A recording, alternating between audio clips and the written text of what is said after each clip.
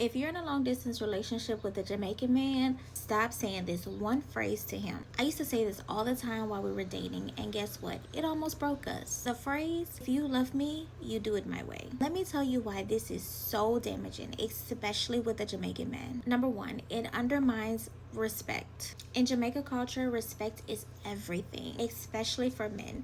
So when you say, do it my way, you're positioning yourself as the boss and not his partner. Jamaican men, they're highly masculine. They don't respond well to being controlled or forced into decisions. What happens?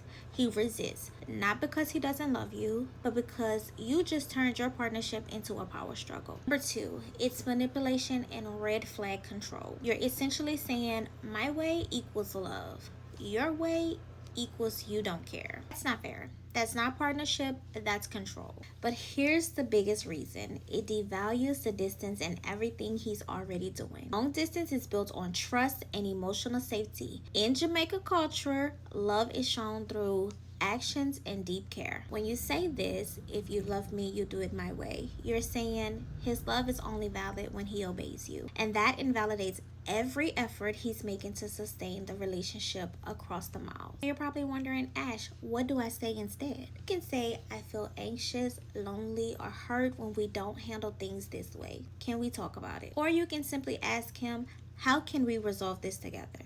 You see the difference? Partnership language, not power language. Relationship is a partnership. When your Jamaican man feels you're in it together and not against him, that's when the real trust is built. Let me know if you agree in the comments.